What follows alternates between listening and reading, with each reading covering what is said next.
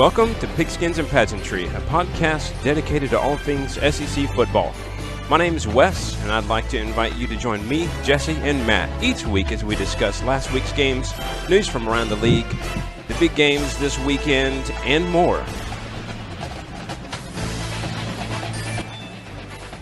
And what's up, everybody? I'm sitting here in my sackcloth and ashes, and as you can tell, so is Matt. After this past weekend's worth of games, Jesse's sitting there happy. They didn't actually have to do anything this past weekend, so. But yeah, you know, it was a rough weekend for Matt and I. Jesse, how are you doing? I feel great. I mean, we'll get into the fact that I have to spend a second week without any football, but other than that, I'm feeling great. I have a brand new SEC sweatshirt, which I am super jazzed to rock, and will not torture you guys with wearing Alabama stuff all the time, just most of the time. Well, we greatly appreciate that, and you know, for all the other SEC fans out there. So, Matt, are you awake, my friend? Is everything okay? Do we need to call someone? I need an intervention, and I need it right now. Do you want a Snickers? Oh, I want a football team that doesn't absolutely suck. I've got one. Oh man! Flippy Oh, God floppy. almighty dang. Where's my pocket knife? Oh my! What are we going with Look, this? there's a Snickers wrapper. There you go. Clearly didn't work. Nope, I don't have my pocket knife in here. Never mind. Go ahead, Wes. Let's start the show. I don't know if Matt Okay. was threatening to stab me or not. I'm No, through I'm the screen something- even. Flash. Oh, I got knitting needles. Does this count? That's fun. Yeah. Maybe I could do that this Saturday. What do you need a sharp object for? I'm so confused. What's going on right now? I'm looking for things. Look, I'm grasping at straws here, Wes. All right, I'm this close. This close. Just start the show. You and me both, my friend. All right, let's talk about those games. Well, I don't want to talk about those games from last week, but we have to. So let's get into it. Always remember, if you ain't first, you're last. All right, so the first of those games last week was Georgia versus Florida. Florida winning this one big, 44-28. Jessie gets the point here. She's the only one to pick Florida. So strategy achieved there. So congrats on that one. It didn't work the whole way through. Don't worry. Well, I mean, nothing worked for me. So, there's that. But yeah, I mean, we knew Florida's got an explosive offense, even though it looked like there was some hope for Georgia there. I mean, first play of the game for Georgia right out the gate, 75-yard touchdown by Zamir White, who, by the way, was quiet for a lot of the rest of the game. And I'm not really sure why. I'm not sure if they just didn't call his number a lot, or it seemed like he didn't get very many rushes. We had a lot of defensive starters out. Look, we had Pickens out and Marcus Rosemy-Jack-Saint, who you guys saw catch his first touchdown pass of his collegiate career, immediately had his lower leg broken, what it appeared as if on that play. So I did hear that his surgery went well, and they expect a full recovery. So that's good news. Thank God, because I wanted to throw. I didn't see it the first time, and then I was actually standing in my living room when they replayed it, and I wasn't looking for that. I was looking for the touchdown. Did he get over the line? And I saw the foot, and I was like, I can't watch anymore. So it was like Marcus Lattimore. Like, it was just so or Joe Theismann when he got tackled by or Lawrence Joe Taylor Theismann. It's Yeah. just one of those injuries where I think everybody all of a sudden feels it in their gut. And they're like, can you please stop replaying this? Like, we can't watch it. Yeah. And he handled it like a champ. I mean, the dude, I was telling my wife, Jamie, as he was being carted off the field, I was like, dude, I would be in tears. And this he's in his cart like this. I think your body has to be in shock. Like, your body has been messed That's got to so be much. And he's just like, I can't feel it. Is it bad? That's has to be it. It's everything. Bad. But see, there are examples of that all over the place, though, because you hear about people that suffer these like really traumatic injuries, and they're just like, right. Well, that stinks. Right. Yeah. So there was that. And look, no quarterback for Georgia looked good. Actually, Bennett was injured on that same play. He got hit in the shoulder pretty hard. What did they call as his diagnosis? AC for sprain, lack of a better word, in his shoulder. AC sprain. Initially, they had said a separated shoulder, but they corrected themselves later. It was a AC sprain in the shoulder. What is an AC? Sorry, this is stupid, but I don't know what that means. That is an excellent question. Matt, do you know what it is? Because I don't know. I'm just reading Teach us. what I've read. It's like anterior crucial ligament, I think. Or in the shoulder. Yeah, I mean, yes. A sprain of that ligament, I suppose. Then. The AC or acromyoclavicular joint is the end of the collarbone. Oh, that might take a while to heal. Collarbone injuries are like right here. Right here. So especially for a wide receiver having to lift his arms to catch things. Yeah, that's. Thank you. And this has been the Pigskins and Pageantry anatomy lesson. Medical setting. Yeah, this is medical corner. Yeah. So there's that. So I don't know how long he's going to be out. It doesn't look like it was. It doesn't look good. So I don't know how quickly he'll be able to get back from that. I mean, it's not like he was necessarily doing anything great before then. Right, and that was another thing. So Mathis, when he came in for him, he did no better. I mean, collectively they were 9 for 29, 112 yards, 2 touchdowns, and 3 interceptions. I mean, that's just not going to win you football games. I mean, even so, I mean, we seem to have hope. It was 21-14 after a pick six in the second quarter, and even though the offense wasn't moving, I mean, the defense and obviously the 170-yard touchdown or 75-yard touchdown that helps. But I mean, overall, the offense not moving things. But then after that in the second quarter, it was just a deluge of points for Florida, and by halftime, it just felt like it was over. I think it was 38-21 at halftime, and actually just looked at the how they have the percentages throughout the game of what the likelihood of winning, and I think at half it was like 91% Florida because of that. Because of that differential in points. So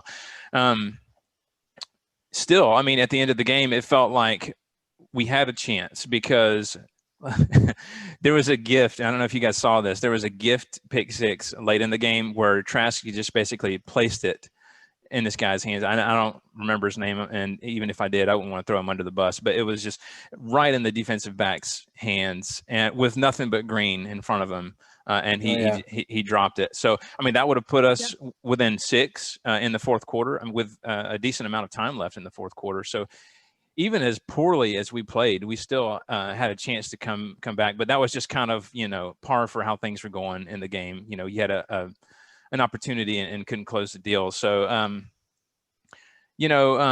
honestly, I expected Dan Mullen to gloat a little bit about this one. He's kind of, had shots at Georgia in the past, talking about how long it's been since they've had. He also just came off a fine and stuff like that. And he did also come off a fine, which $25,000, I guess you could call that. I know, but I guarantee you the athletic, like the AD. Oh yeah. He's under microscope. Boosters chewed him out. Yeah. Oh yeah. And if they didn't, they should have. He's on thin ice. Hopefully his wife did after kissing all the players. Oh, here we go. Why do you have to put that visual in my head every week, Jesse? That's like the third week in a row. It's always in mine. Well, I hadn't had dinner yet, but now I'm not hungry. So anyway. See? There you go. Dieting tip from Pigskins and Pageantry. Just think of Dan Mullen's wife kissing players and you won't eat. Guys, we're trying to talk about football. We're not running a college here. What are we doing?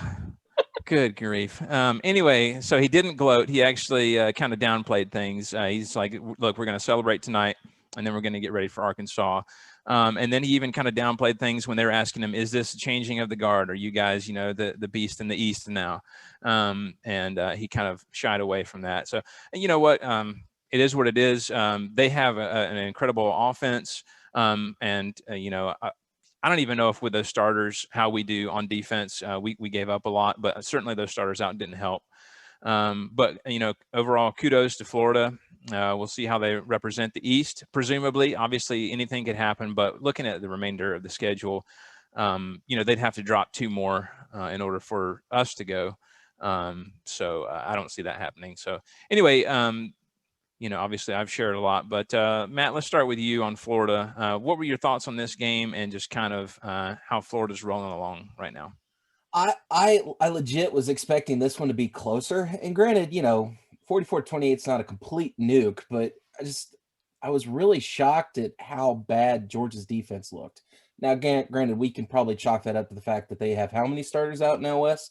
Four It was starters, definitely at least three when the three. game started, and then it ended up being four and possibly more, because it was weird. It was like you were watching people drop like flies as the game was going along. It was like a new injury would come up, every few plays, it seemed like. So yeah, I was really surprised by that, and it makes sense if you've got that many starters out on defense. You've got kids out there that haven't necessarily had that many reps. 571 total yards of offense. There's a lot of talk right now of Dan being the second coming of Steve Spurrier. I would say let's chill with that talk for a second because we ain't there yet. It's really early. Spurrier, you still lost to A&M. Right, but yeah, I was really surprised. I was anticipating this one to be closer. I was anticipating it to be a ball game, and it just wasn't. Yeah. And here's the thing: was that not the longest first half of football ever? Because we were texting, and I texted y'all and said, "Wait a minute, that's half? Mm-hmm. This game's been on for like 9 years. How is it only half?" Yeah. The weather is something. I don't know, because that was another factor too. I feel like is it was raining really hard there for a while. It makes it hard to obviously get your hands on the ball. It makes it hard to make those quick turns and angles when you're running. So we did see evidence of that on the field too. Some guys were slipping when they were trying to plant and make cuts. That was definitely a factor. I mean, I think injury was also a factor in the time of the game as well, because at least twice in the first half we had injury timeouts for stuff like that. So, Matt, did you have anything else? No, that's pretty much it. I mean, no, you're good. I'm interested to see if Florida's really as good as we think they are, because they lost to A&M and then they turn around and beat a team like Georgia. So in fairness, A&M has been, since they lost to Bama, A&M has been on a tear. That's true. That's true. Who knows? Jesse, I'm not sold on them yet. Yeah, personally. Jesse, are you sold on Florida? I'm not sold on Florida. Now, I did call this game, but I'm not sold on Florida. I think it's not that I called this because I was sold on Florida. I just knew what Georgia was like. And no offense to you or any Georgia fans, but I'm just not sold on the Georgia team. I don't think this is it. I don't think they have a quarterback. I think Georgia has historically struggled to identify a strong, dynamic quarterback in their program. And I don't know, and maybe they have them, but they sometimes lose them. But also, I don't know why we're not developing them as much as maybe they should be. I don't know if that's because the head coach is historically a defense guy, and that's why Georgia has really strong defense, but their offense isn't doing what the defense has been, touted to do. I think offenses have begun to catch up with Georgia's defense. In the beginning, everyone was like, they're some of the best in the country. And then it's like, of course they had injury, but now I think people are starting to be able to prepare for Georgia's defense a little bit more. This game was an interesting one. I'm not sold on Florida. I've talked to a bunch of people who are Florida alum. I've seen it on, Instagram and Twitter and all this stuff where everyone's like, well, Trask for Heisman, he's got it. He's locked it in. I don't know if Trask is as good as everyone says he is. I just don't know. I can't tell you why I think that. We were talking about those stats with about Burrow and comparing them, and we were talking about Mac Jones. You could really say the same thing about Trask. And I'm not a Florida fan, obviously, but the stats are there. Oh, I know, and that's the thing. Well, I saw stuff today where it's like Kyle Trask, Mac Jones, and Trevor Lawrence. Those are your three that you're looking at for Heisman this year, and I don't know what it is about Florida that makes me like, I don't know. And it's not necessarily the A&M loss, because, we've had historically amazing Bama teams that have had one loss in the regular season and go on and win a national championship. But I don't know. I'm just not sold, and there's no definitive evidence as to why I'm not. I don't know. I don't know. One thing for me is their defense, at least in terms of the season. I mean, I think they did well against Georgia. One could argue that Georgia has a terrible offense right now, but I think they did what they needed to do against Georgia at least. So, well, some teams ran through that defense like Swiss cheese. Like there was just hold all in it. And Georgia did in the very first possession when they went right down the field. I don't know what happened. So Wes, answer me this, and you may not have an answer. Chances are I won't. Don't understand how Georgia has a lot of talent on these teams.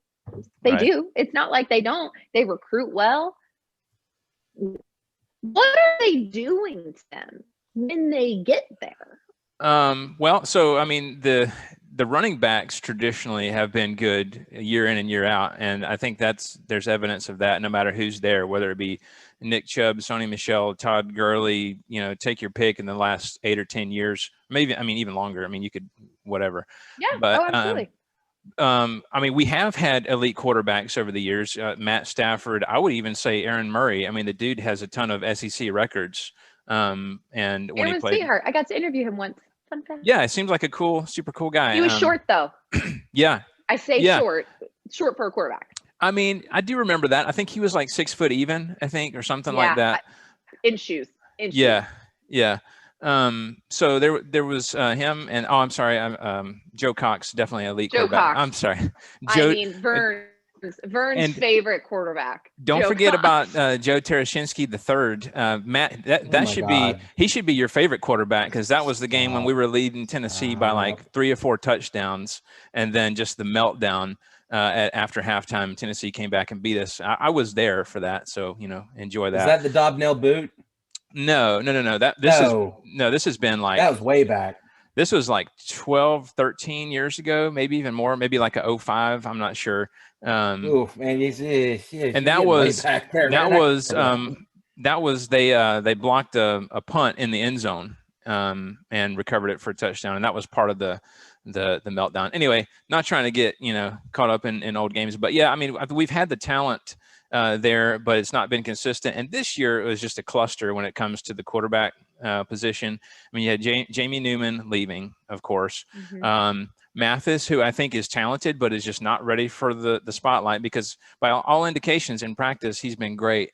But, when it comes to game time, the dude just very different situation. He just looks lost, and you can watch him out there. It's just like he's just not ready to handle it. And this isn't even full stadiums. Right. Yeah. This is like half capacity. Right. Can you imagine putting that kid in during a regular Florida Georgia game where it is packed and hostile? Yeah. Well, I can imagine how I would feel, and I would be, I would have soiled my pants. So I'm just saying, if I think, I mean, and we're talking about kids here, so, and admittedly they're used to playing in front of people. A lot of them are, but still, but let's see, we got Joe, and keep in mind, there's going to be an open competition this week with Bennett out. And we'll talk about more later. Georgia's not playing this weekend, but still the competition is open. By all indications, the reason JT Daniels hasn't been in, and Georgia fans have been screaming, "Wait, put JT in, put him in." But by all indications, on 7-on-7 drills, he's fine. But when you put him in against full team in the full team drills, he struggles. And additionally, he's also still been favoring that knee. Maybe the rehab didn't go as well as maybe we'd hope. So, I don't know. We'll see. We still have Carson Beck, the true freshman. And he may be, somebody that we'd want to turn to as well. But obviously with events going down this weekend, we'll have a couple of weeks to evaluate. So do we'll you see. think this is, when was the last time Florida beat Georgia? So we beat them 3 years in a row. I think, wasn't it Muschamp's final year?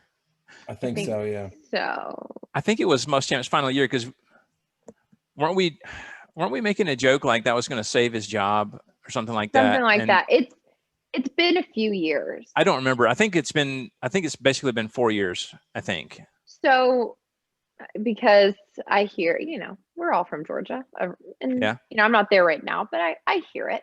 Mm-hmm. Are people calling for Kirby's head now? Are we on that wagon of like, get rid of them all. Here's the Like, deal. how are we feeling? When I see stuff like that, and it's weird because I see it on like Saturday Down South. Right. But the thing is they're like, people are going crazy on Twitter on Kirby Smart, but I look at it and like, I don't see any names that I recognize. And not that I don't take all fans seriously, but you know what I mean? You think that like when they have a headline like that you have like all these big names and like big Georgia supporters, like he needs to go. But no, this is like, Joe Schmo from down the street, and they just, I don't know if they search on hashtags or what, but it's just like, oh, let's just put a bunch of random stuff in there. So I'm just wondering because, and we've talked about this before, the record does look similar to Mark Richt. It does. Yeah, we've talked about this. I mean, we've talked about it, and everyone was calling for his head. He ended up losing his job. So, at what point, did they treat Mark Richt unfairly, and have they learned their lesson with Kirby Smart and are willing to be patient and kind of wait this out, or is it the same thing? I don't think so. I think obviously we stuck with Mark Richt for years and years and years and years, and it was the same thing. I think that we had seen Mark Richt's. I think we had seen Mark Richt's ceiling. We saw it. I don't think we've seen Kirby's ceiling yet. I think Kirby has a higher ceiling than Richt did. And here's the deal. And hold on, Matt. I think so. Let me relate this to. Go ahead. Let me relate this to Butch Jones versus Jeremy Pruitt. I'm sorry. I said. Don't you bring that son of a gun up. He was drinking. You almost choked the man. Here's the deal. Okay, no, hold on. I'm just trying to do kind of like a comparison here, and I think this is fair. Some people are throwing Pruitt under the bus because things are the experience is similar. However, if you look at the football on the field, and I don't know about after this week, but before this week, you would probably agree with this statement that the football on the field just looks different. That football on the field under Butch Jones looks different than football on the field with Jeremy Pruitt. And I don't know if that's fair, but I think at least maybe before last week, you may have said that. I don't know if you said that anymore. Anyway, in my estimation, that's the deal with Mark Richt versus Kirby Smart. Just watching those teams, and I know at the end of the day, we can say that all that matters is the stats and whatever. But if you watch what's going on the field, it doesn't look similar at all. And to me, the potential is so much greater with Kirby. Now, does he make some stupid decisions? Absolutely. I'm not going to sit here and defend the guy, endlessly, especially since I don't know him and he doesn't pay my bills. But, at the end of the day, that's my personal opinion as a Georgia fan. I know what Georgia football looked like under Mark Richt. I've seen I think we have a good sample size for Kirby's tenure so far, that I can safely say that the football on the field just looks totally different. And the philosophy is different. I don't know. No, that's fair. I think it's just an interesting question to pose. Because like we said, we've compared them a lot. So if, fans and the university and the boosters and whoever think that it comes down to kind of those intangible things like you're mentioning, then yeah, I've just been interested in that because they are so similar when you look at numbers. That it was something I was wondering, especially after losing to Florida. Yeah, and don't get me wrong, I kind of get fake like I get agitated at those questions, but the truth is until he can win it, I guess that's fair. So although at this point the only thing higher that he has to get to is a national title. He's been there, which Rick never got there. But anyway. Yeah. Anything else before we move on to Vandy, Mississippi State? Premier game of the week. This was said nobody. I think in past years we've had the dumpster fire game of the week. I think this was it. 0-4 versus 1-4. Yeah. Mississippi State. At that Vandy stat line. Oh my God, it's so bad. Mississippi State won this one 24-17. Matt got the point in this one. It was weird because when I was looking at these scores, I was like, oh my gosh, Jesse just got 2 points. And then I realized she picked Vandy 24-17, not Mississippi State 24-17. I had it flipped. I had it exactly. I would have. Yeah. Right score just flipped. Yep. It's a close score, and it should not be when you say those two programs next to each other. It really shouldn't. It shouldn't. Yeah, Mississippi State. I mean, they obviously they got the win despite an offense that continues to struggle. I mean, look at the stat line here. They got 204 yards to Vandy's 478. However, Vandy's 5 turnovers, including three interceptions by Seals. Obviously, we've talked about turnovers. That's the name of the game. Stop turning over the ball. Give it to your team and not the other team. It does not count as a completion that way. That's not how that works. I mean, yeah. It counts as a completion. To go back, a version.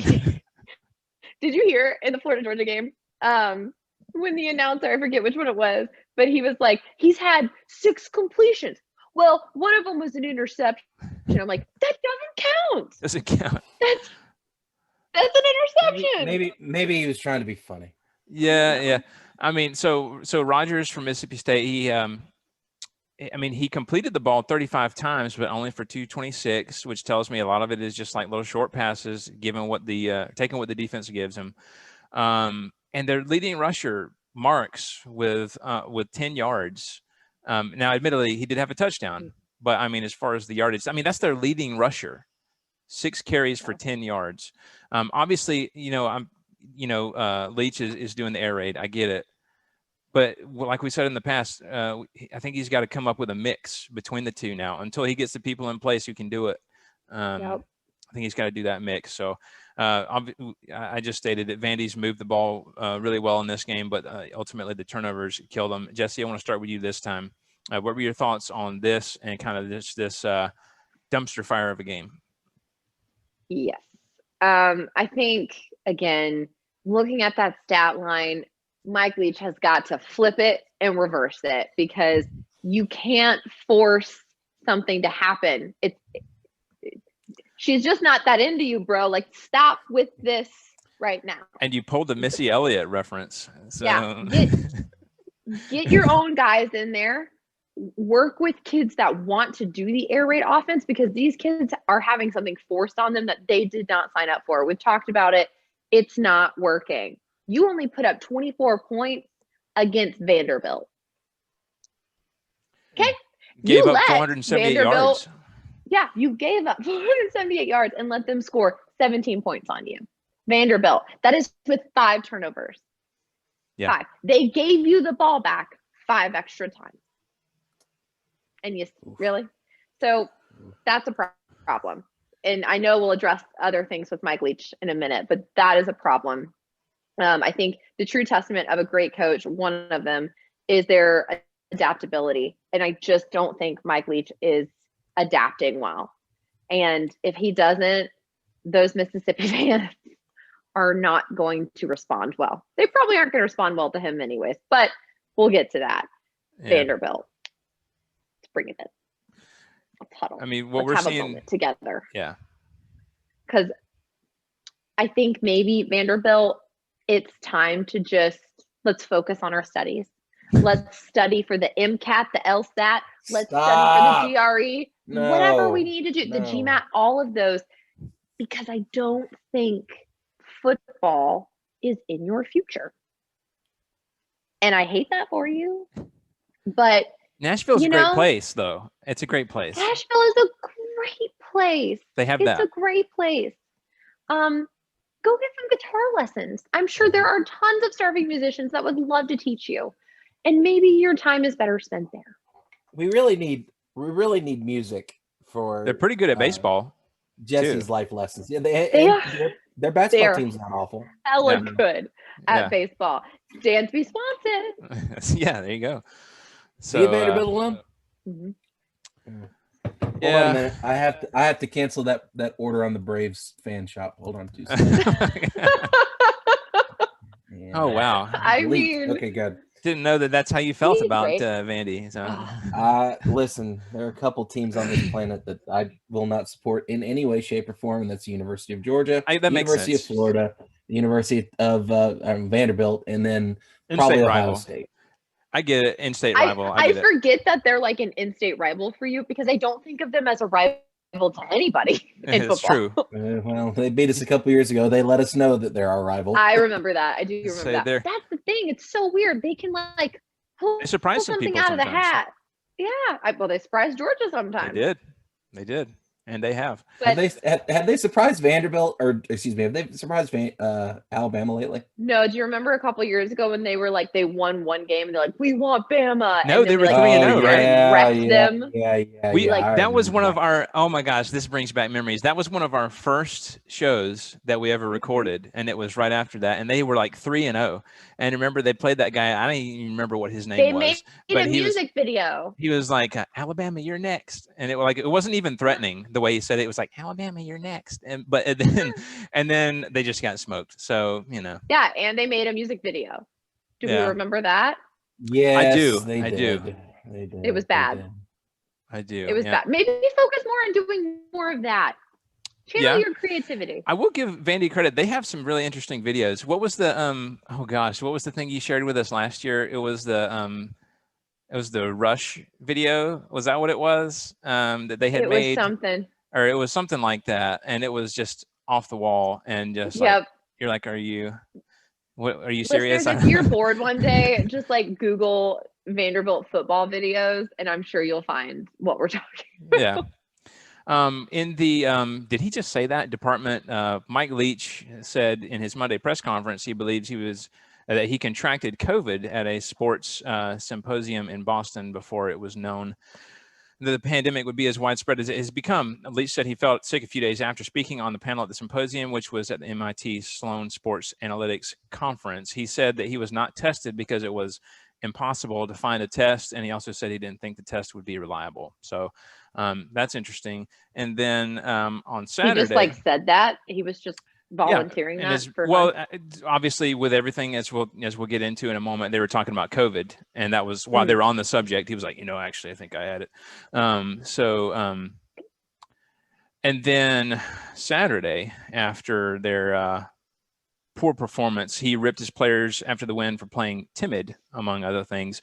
He said they pressured us some and basically watched us take turns screwing up, playing timid and sitting on the sideline with blank, wide-eyed faces, and I'm getting sick and tired of that, Leach said. So I have a really interesting clip here. So I want you guys, I want to get your reactions on it. When asked about fans who are wondering about how the last 4 or 5 games have gone and whether or not his approach can work in a place like Mississippi State, Coach Leach had this to say.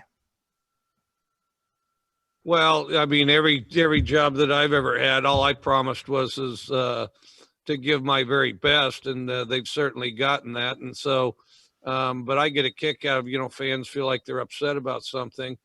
They ought to try it from the coaches and players standpoint. I talked about it on the radio show. It's like breakfast. The chicken's involved, but the pig's committed. Okay. So, well, coaches and players, we're like the pigs. Okay. And, but I certainly appreciate our fan support. There were cowbells. I thought we had a great crowd. I thought they did a great job as far as lifting our team at key times, inspiring us on all sides of the ball, because there were key contributions on all 3 sides of the ball. And that was key. And then, but those that aren't on board or impatient, maybe they can select another team, or maybe they can go coach their own team. And I think that, and then, you can evaluate how their team does and see how it all shakes out. Yeah. So that's what he said. Wow. Oh no. I'm sorry. I shouldn't laugh that hard, but good God, Coach. Just gracious live. I was going to say, Matt. I feel like when Nick Saban yelled at the student section when I was in school, I feel like that right now. So what do you guys think? Is he off base with this? Is this like justified, or is this like a rant? Like how do you guys read this? I could tell you just from, he's not doing anything to win hearts and minds in the locker room nor with the fan base, and that's worrisome. That's very worrisome because, oof. Yeah. You know what I mean? I mean, that's it's pretty Like, harsh. I mean, you're he did not lose doing spurts. a good job. You're not getting wins right now, which is what you were hired to do. And I think, like we talked about, the reason is you're not adapting at all. You're just like, this is what we do. And it's like, that's not working, but this is what we do. And so you kind of need the fan base to want you there, because if they don't want you, the players don't want you, you're not winning to make an athletic department and booster club want you, you're not going to have a job very long. Don't piss off the fans. Yeah, because you're messing with their bottom line at that point. Because think about it, because then fans are spending a lot of money on shirts, mugs, tickets. Right. Don't tell them to go support another team. Maybe they can select another team. I love that. Maybe they can select another team. Or can you imagine the AD at that moment who's just like, what? And I love the maybe they can coach their own team, and we'll see how that shakes out. Yeah, that was a good one. But here's the kicker. Nice. He's not completely wrong though. No, because at some point you kind of have to step back and go, okay, wait a minute, I should just kind of let things slide. I say that before we start talking about Tennessee, but I love the chickens involved, but the pigs committed. I love that. That was hilarious. I've never heard what that does that even mean? I think it means like breakfast like or like eggs compared to like bacon. Yeah, the chicken is just involved, but the pig is really committed to the meal. So, oh my goodness, it's as you would expect, an interesting analogy from Mike Leach. Hold on a minute. But Mike Leach is from where? I need to look this up real quick. Where was this man born? That's a great Hold question. on. 2 seconds, please. Arkansas? 2 seconds. I don't know. Sunsville, California. Oh, okay. Oh, Where's sorry, that? Susanville. Oh, it's in rural Northern California. Now it makes a little bit more sense. Okay. Gotcha. Okay. Checks out. Okay, because when you're talking about pigs and chickens, I'm trying to figure out, like, that sounds like a colloquialism that you would hear out of somebody from, like, Beartooth, Montana or something. Like, it's just gracious alive. Like you said, to a certain extent, he's not wrong, but I think he's basically done something here. Obviously, if he's not willing to have a mix and is just going strictly air raid, basically what he's done is he's written off this year. He's basically said, we're going to suck this year, but we're going to get this system. And the only thing I can think of is that he's trying to get the system in place so that when he gets his own guys in next year and the year after, that they're more used to the system, I guess. And that's the only thing I can think of. And I'm trying to. But are you going to be able to get kids in when you have that losing record? Because I guess it depends. I mean, if you're talking about how it's a completely different style of offense, and again, that comes back to the patience of the AD and everybody involved there. Really, they have to just trust him. Either you trust him or you don't, and we're going to find out if they trust him or not, because in order to see this air raid through to fruition in the next few years, I think it's going to have to take a lot of trust and just kind of say, look, it's your thing. This is why we hired you, is that we liked what we saw. We want you to do that here. And at a certain point, I guess you kind of have to just bite the bullet and be like, this is what we're going to do. Obviously year one is really hard to evaluate.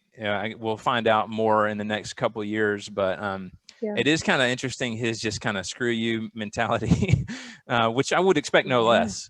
But he's always had that mentality. He's always had that way of talking, and he's won everywhere he's gone. Right. Yeah. Maybe not the big one. He's never won the big one. He hasn't really been with the team to win the big one, though. No. I mean, Texas Tech, Washington State. I don't know, but I don't know. Right now, if I'm a Mississippi State fan, I'm pissed off at Dan Mullen. Absolutely. I'm pissed. I'm so mad at him leaving. Yeah. I truly, I'm sorry, Mississippi State fans. I am. That sucks. Yeah. I wish he'd stayed in Mississippi State too. But here we are. Same, different By reasons, the way, but yeah. fun little fact I just found out. Susanville, California has the fun little fact of nearly half of the adult population in that town works at 3 different prisons that are in the area. Oh, More you know. that's cool. Yeah, isn't that That's fun. I'm glad that they have a large penal population. That's good. Yeah, 2 state prisons. So yeah, that's That's fun. lovely. All right, let's move along.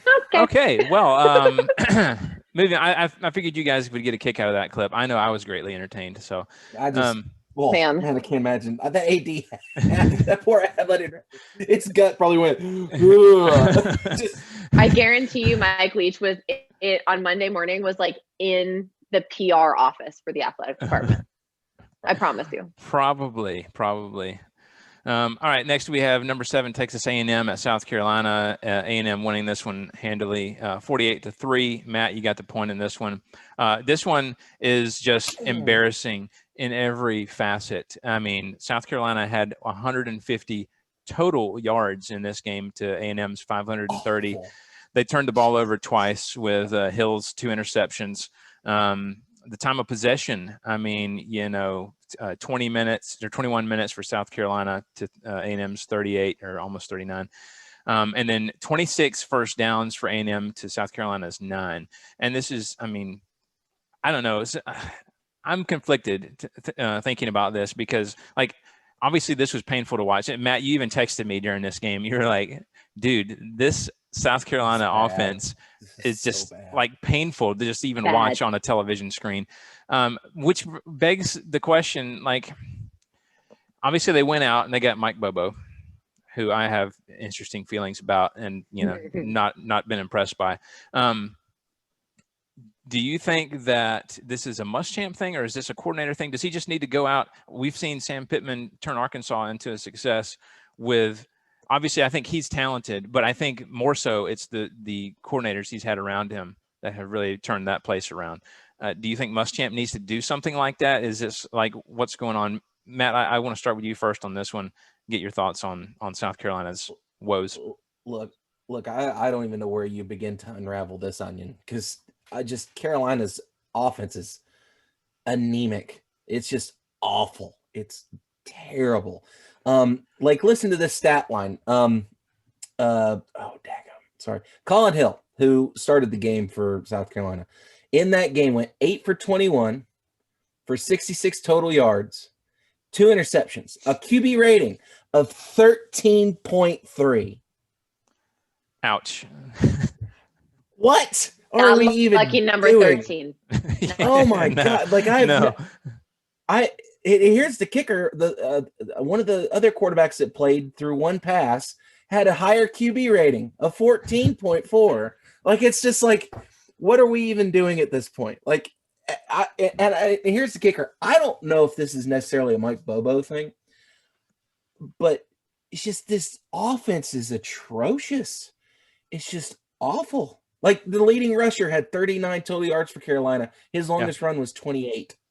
That means every other rush he had 13 carries. Oh my gosh. So I just realized that. Right. Yeah. So you take one of those carries off, he had 11 yards on 12 carries. Wow. That is bad. That's like awful. And you got to feel for Carolina. I mean, at some point you kind of have to go, oh, what's Jesse like to say? Bless your heart. I mean, I will say, as someone who lives in Carolina, an hour away from the university, I see very few Carolina fans, or at least people supporting them with like shirts and hats and like bumper stickers. What do you see most of? I was going to say Clemson. Yeah. Clemson. It's all Clemson. And even like the Carolina fans are like, yeah, I'm a Carolina fan, but I root for Clemson. I'm like, I bet you do.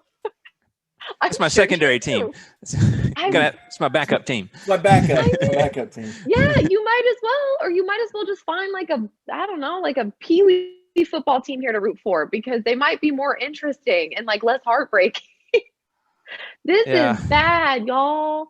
This is so bad. Like, I feel like as a Georgia fan, I can get my hopes up and then they're dashed. But South Carolina fans, like, they can't even get their hopes up. It's just kind of like getting bludgeoned over and over again. I mean, do you even watch the games? Like, do you? Because it can't be fun. It's not enjoyable. You might as well just go do something else. Go into nature. I don't know, but this is not good. Will Muschamp. I can't suck this bad at my job and keep my job. I don't know why Will Muschamp has a job and he gets paid millions more than I do, and he's really still bad got a at job it. because the boosters aren't willing to write that check yet. That's what it Yeah. boils What down will to. it take Buyout though? his At contract what is- point are you I just don't like, know. guys, we have to bite the bullet. Like we have to just write the check And and you cleanse see ourselves, get the sage, do something. you see If this boardroom full gotta of. Go ahead. Sorry. go ahead, Wes. No, I was gonna go say ahead, Wes. you see this boardroom full of boosters like emptying their pockets and like shaking out loose change and like, look, we got to do something. Yeah. Let's raise some kind of money here to get this Yeah. guy out of here. Somebody bring your kids' piggy bank. We don't care. Like, Because here's the problem, guys. This is what we're going to run into. So they got 4 games left. Well, yeah, 4 games left. At Ole Miss, which Lose. they probably won't win. They'll probably lose that ball game. Versus Missouri. I don't It think could they go beat either Missouri. way. I don't know. I mean, that one we can swing either way, yes. Yeah. They got to play Georgia. Probably lose. And then they got to finish at Kentucky. Probably Probably lose. lose. So you're looking at what? What is that? 1, 2, 3 wins on the season. One of which Yeah. is against the top 25 Auburn. What? What are Yeah, we doing? that's the head scratcher. Like if Oh, one of these things is not like the other, right? So it's like, No, Yeah, Yes. Auburn. I'm sorry. What? Like, Yeah. here's the thing. I'm sure that at this point, South Carolina fans are probably just like, if we lose every game, we can get rid of Will, right? I'm sure in the Auburn game they probably won, and we're like, dadgummit, Auburn, you had one job to beat us. That's all we needed, and you should have, and you did. the big question with any of these coaches that we're talking about is who you going to get though. That's Who the do you question. get? Hugh Freeze. Nope. No, we'll talk about Nope. that a little bit later. Also, Also, don't I'm say pretty no. sure all Don't say no. SEC, like, I don't know, like their ADs are like, you know what? We actually do have like a prostitution problem here. We don't want to bring in Hugh Freeze. It'll get worse. He got better. He went Yeah. to a Christian school. Yeah. He's fine now. Listen, I just did the number crunching on this. This took all of 35 seconds. If you put all the scores together, South Carolina has been outscored 100-27 in the last 2 games. oh, that's 100 depressing. To 27. It's just so That's bad. depressing. LSU put up 52 against them. A&M put up 48. LSU is so bad. Oh my gosh! And that was what, with like second and third string quarterbacks, or was Yeah. Brennan still playing in that one? Yeah. I don't remember. I don't recall. Oh, but yeah. Oh man. Y'all, Carolina, you are the only people that I will allow to put up your Christmas tree right now to bring you joy. I will allow this. That's okay. You can do that. Well, you've heard it here first, Carolina fans. You have permission from Jesse to put up your Christmas tree. So, Yeah, you can do this. It's okay. and every single You need Carolina it. fan listening to this show right now is going, "Yes, we have permission." So, No, they're probably Um, like, we put that up weeks ago. oh, yeah, that's right. It's been up since April. Yeah. When LSU started scoring all those points, we were just like, "Turn it off. We're putting up the Christmas decorations right now." So, Yeah. Go to the attic. Dad, go get the ladder. We're going to run the lights up the outside of the house. So we've got to do something constructive. yeah, turn that game off. Put up the Christmas lights. So, all right, let's talk about Tennessee at Arkansas. Arkansas won this Nope. one 24-13. I'm sorry, Matt. Matt, we can still see you. I was gonna say, Nope, not anymore. Okay, sorry. Matt has exited the building. Or Matt has left the session. But yeah, Arkansas won 24-13. Nobody got the point in this one.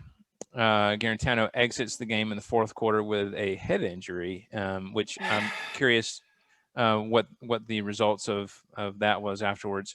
But up until that point, Tennessee utilized mostly running attack. They're trying to attack the weakness that Arkansas has shown this year so far on defense, which has been run defense. Although overall their defense has been great, I guess apparently they struggled against the run, at least statistically. But that didn't work. So. It was like the most Grinch sounding little giggle from the darkness. Matt, are you there? I just saw something on your screen. Is all okay? I do want to get your thoughts, and then we can kind of chime in later. And we do have a Pruitt clip to discuss. Matt's just like, my internet went out. I'm sorry, I can't do it anymore. Listen, Sorry, guys. it's okay. All right, we're going to talk about this. We're going to discuss. Just give me a second. Don't stuff your feelings down inside. Let them out. This is Okay. you okay? All right. Yes, I'm good. I'm good. or you can use stuff like that to help your feelings. So. Don't feel. Listen to Elsa. I don't know. I don't know what to tell you. I don't know what to say. I don't know. I don't feel things anymore. It's just a giant pile of disappointment. I am dead inside. Enjoy. Listen, I don't know what's going on at Tennessee. I really don't. The thing is that we started the season with a lot of optimism. Everybody was convinced we were going to be competitive this year, that we were going to be, this was year 3 of Pruitt, that we were going to be able to stick with the big teams and win the games we were supposed to win. And then that didn't pan out, and it hasn't panned out. We look awful, top to bottom. We look awful. Quarterback play has been terrible. This offensive line that was supposed to be known as the Tennessee Valley Authority hasn't shown up in 3 weeks. Our defense is just not getting any kind of push. We're getting out-coached by a guy that's his first year coaching. I mean, Arkansas came in and made all kinds of adjustments. In the second half, they looked like a completely different team. I don't know. I'm beside myself, and so is most other Tennessee fans with where we go from here. We don't know. Matt, we're coming to you for a Vol Twitter update. How is it going? Vol Twitter is calling for blood and heads and everything. Everyone is on the chopping block. They want Chaney gone. They want Pruitt gone. They want the guy that sweeps out the locker room gone. They're even calling for Phil's head at this point. Wow. Yeah, it's bad. Like I've stopped checking Twitter because every time I log on to Twitter, I'm like, oh, okay. All right, there's another, okay. And, we want to fire Pruitt. Okay. Everybody right, just please send Matt cute emergency, like puppy tweets. It's really bad. Like when the Butch stuff got bad, it felt like this. Okay. And that worries me because it feels like that all over again. We're in a situation where the team's not doing what it's supposed to, where it feels like we're getting out-coached every time we turn around. We can't win. We just look awful. We look unprepared. We had one of our defensive tackles just get knocked out for the season when he got his leg rolled up on during warm-ups. I had flashbacks of the player a couple years ago falling on his helmet and being out for 3 weeks. I remember that. I don't know. The whole situation's really weird, and I don't see it getting any better. I just don't, because Tennessee still has to play a bunch of other teams, and it's not a good situation. If you had still got to play Auburn, we still got to play A&M, we still got to play Florida. We just South Carolina did beat Auburn, so you might be okay. But no, Sweater Vest will be sacrificed. That is week. fair. We'll probably. But if you had to pick 3 areas that you think would improve Tennessee, or 3 things that you're like, this has to be done or we are dumpster fire, what are your 3 things? Quarterback play, probably defensive line play, coaching. Do you think this all stems from recruiting? The thing is we've been getting good recruits for the last couple of years. They should be developing. So it's coaching. That's what I think it boils down to. Before we get too deep down the Pruitt rabbit hole, let's play his comments about the game and the state of the program in general, and then I want to hear your thoughts on what he had to say. I just talked to him, and I told him, I said, I'm not discouraged. I'm not disappointed with where we're at. I'm pissed off where we're at, obviously, but it's like I told the players, I've been a part of really good programs. I know how to get there.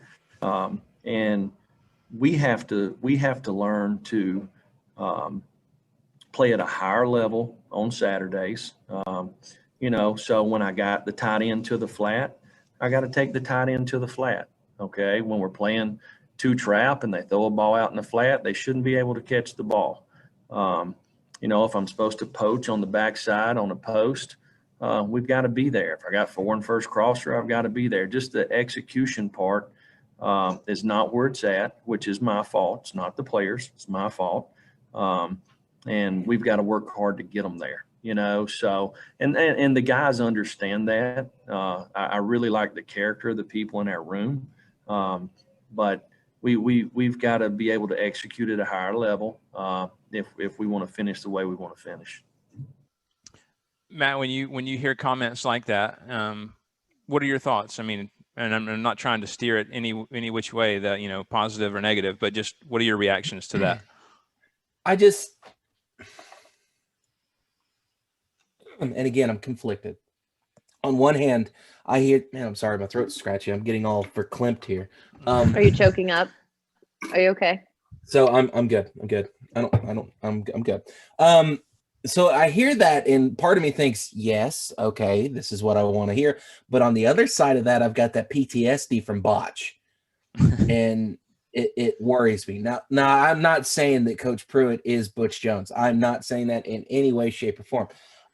It feels, I don't know. And that's where I've been for the last 2 weeks while we've been, you know, playing this game. We lost to Kentucky and then we lose to Arkansas. I'm just like, I don't know how to feel. Like, I'm conflicted. Part of me wants to throw him out with the bathwater and be done. The other part of me goes, well, let's give him some time and see if we can't fix this thing. I don't know.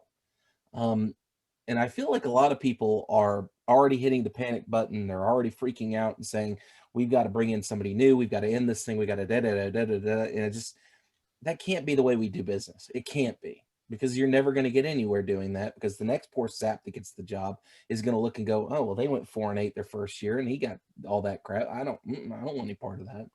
Yeah. And then we're stuck getting, you know, It took forever to get Pruitt. Yeah, Joe Montgomery, who's the offense coordinator at Alcorn State or something. I remember how stoked that Tennessee fans were to get him, and when he showed up with that orange striped tie in his first press conference, everybody was elated. Stealing my coordinator. And that might be on the fan base, to be completely honest. I think that Tennessee fans are some of the most loyal fans on the planet, but for the last 15 years, they've been getting kicked around left and right nonstop. And we haven't had that little taste of success to kind of justify how we usually would feel. I think that's what it's boiled down to. I think it's hard to be mad at Pruitt. I think Pruitt as a guy, like when you hear him talk, when you see how he is with players, I think you want to like Pruitt. We liked him at Bama. I think he's a likable guy. How he doesn't say stupid stuff like Butch Jones did, which is just like infinitely better. But I think based off of that clip, and to me, it's coach speak. It's like you say the things that you know people want to hear, but there's no actual plan in it. We got to execute at a higher level. What are you going to do to get them to execute at a higher level? And why have they not been doing that? Where is the deficiency, and what are you going to do to make up for it? Because we got to execute at a higher level. I'm going to name some plays. And then after I name these plays, I'm going to tell us that we need to do those plays. Right. That's just a bunch of like coach jargon that's trying to appease people. It sounds good. It's great soundbite. But there are no actionable steps that as a fan, I would be looking for. I want to hear, you know, we need to do a better job as coaches developing our players for Saturday. We need to make sure that we are going over, you know, this play and this route, this scheme, whatever it is. I would want to hear specifics. Now, I'm not a Tennessee fan by any means. But he kind of did that. He just wasn't that detailed about it. He did say we need to do a better job of getting them ready to compete on Saturday. But what are we going to do? And why have you not been doing that? What is it that's been lacking that you're going to fix? Like what are we targeting to fix? I guess that's me. I'm a details person. I want to know exactly what we're going to do. I want to know the way forward, and I want to know how we got here, like why it hasn't been working, like what we've been doing that's not working. I'm a needy fan. I need to know. But to me, and like I said, it's hard not to like Jeremy Pruitt. He's a nice guy. But again, if Vol Twitter wants to throw him out, who do you want to get? Who is there in the coaching carousel that you're ready to pluck off? Oh, if you ask Vol Twitter, they got one name, and it's Awful Chili. Oh gosh!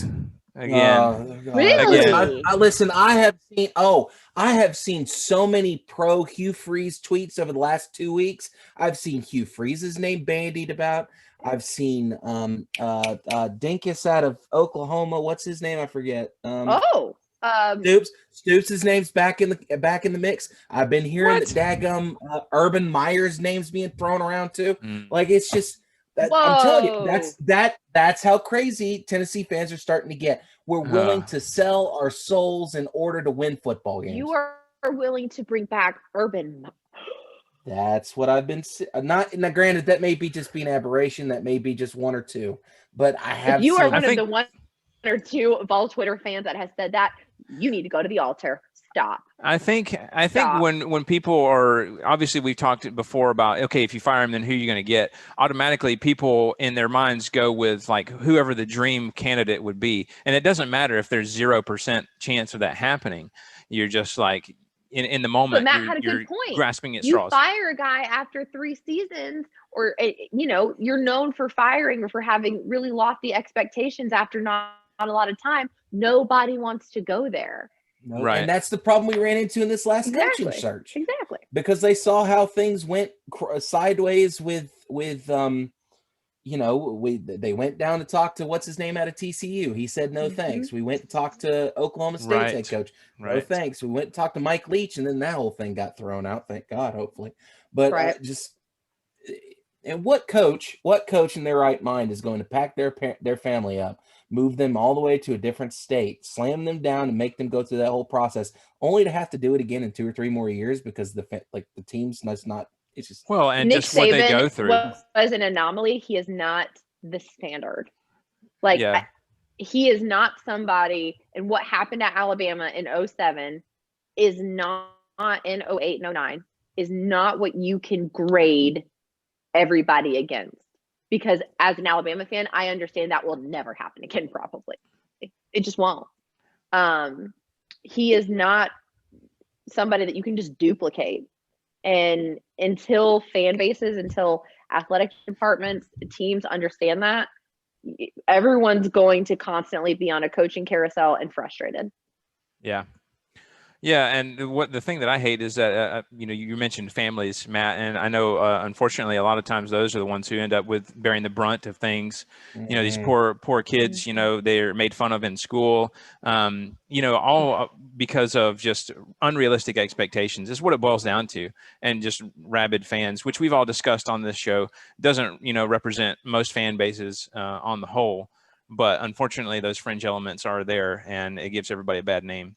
So the loud ones are the ones that get heard. Yeah, absolutely. Sure.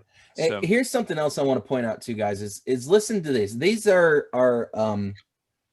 some win losses out of a coach that's pretty big in Tennessee's history.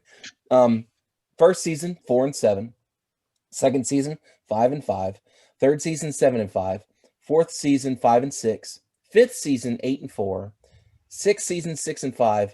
And then 7th season 9-3 with a win in the Citrus Bowl. Who is that? That was Majors, right? Isn't that who you were talking about? Johnny Majors. Oh, really? Johnny Majors, who is a name when you're talking about coaches in Tennessee history. Mm-hmm. But look at how long it took him to develop and get them back up to that level. The real issue, the root problem here is that people are so quick, and I've done it too. I'm the same way.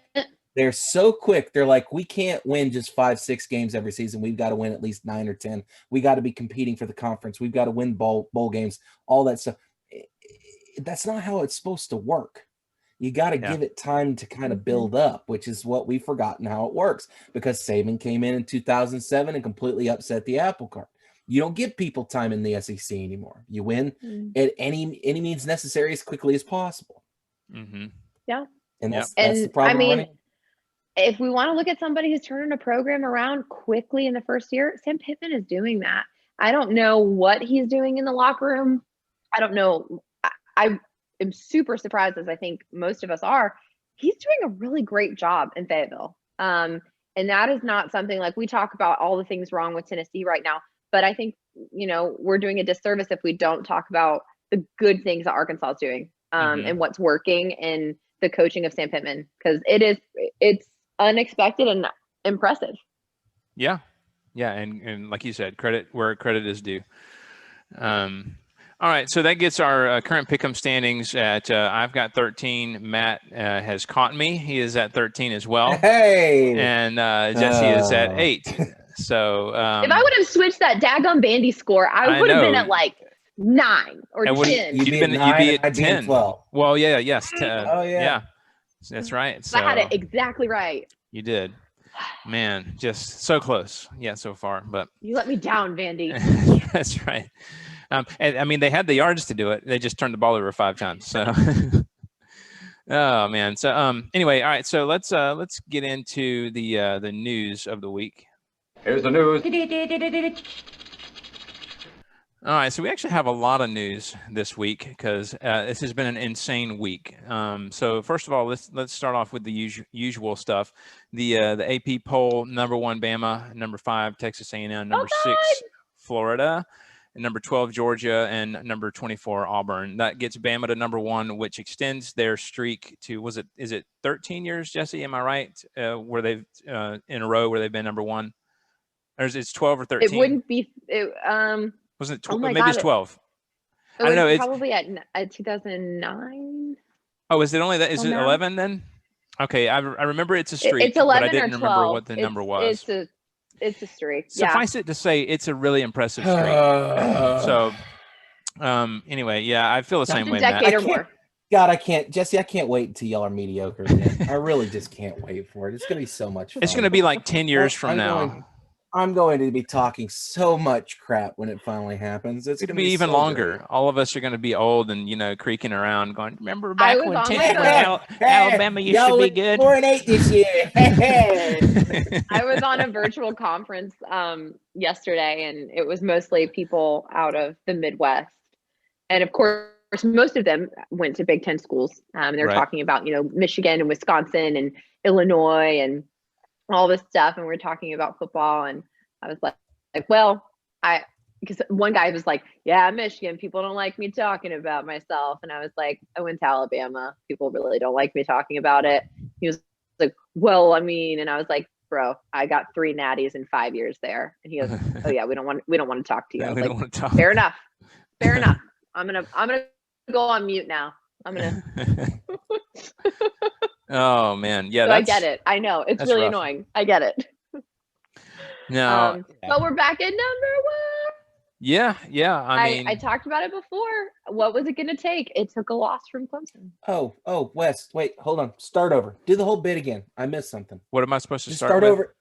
Start over. Right number 1 Bama, number 5 Texas A&M. No. Back up even more. The new AP poll. Boo! Sorry. I was going to keep going back in the show until I got some sort of reaction. So I was like, you playing it. You, go back that far. You ain't first, you're last. And I'm like, dude, what is going on here? So I don't know.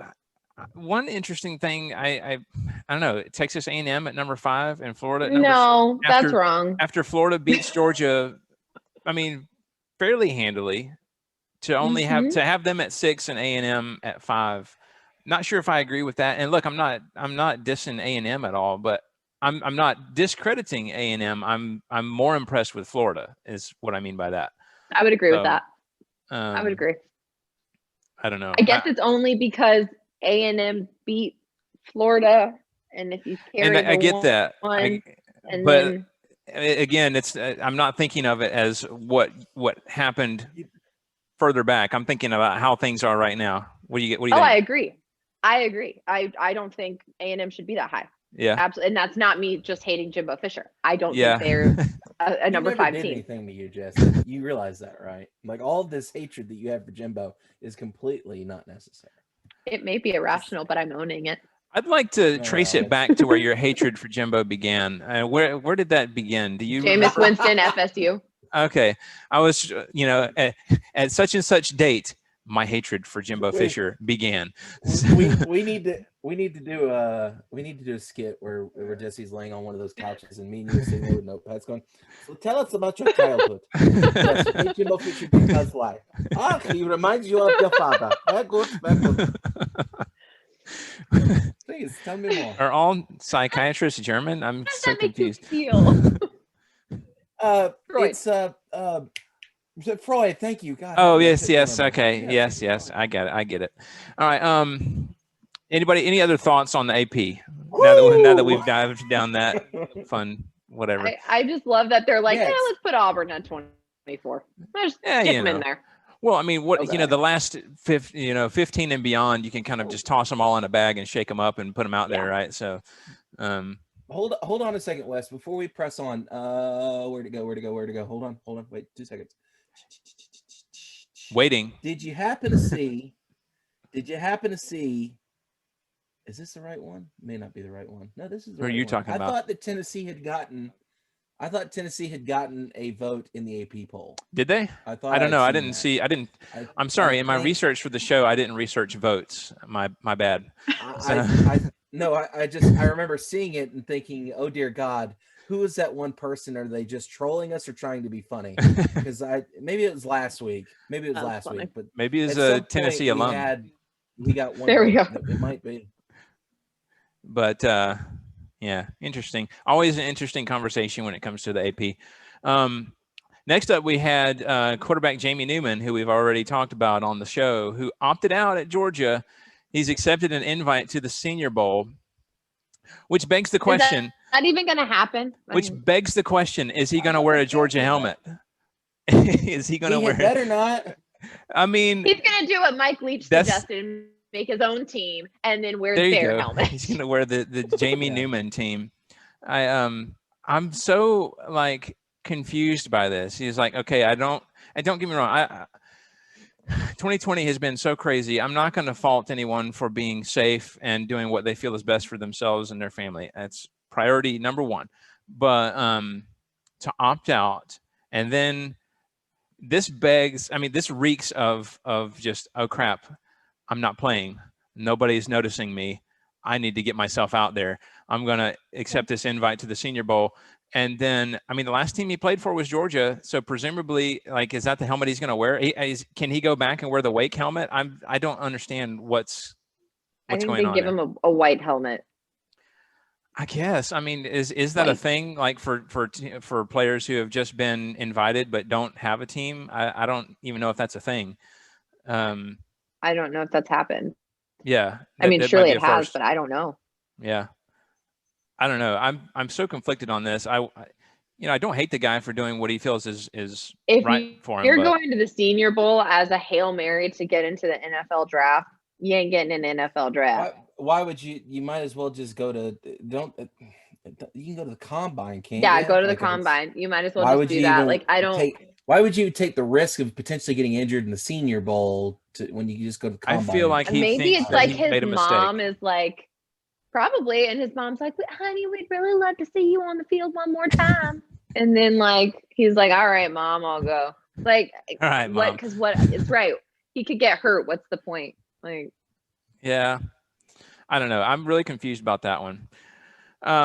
Next, we had LSU quarterback Miles Brennan. It looks like he's unlikely to return this season. So, what was his injury? I think it was an abdominal or a hip or something like that. Whatever his injury is, I guess is severe enough it looks like he's not going to return this season.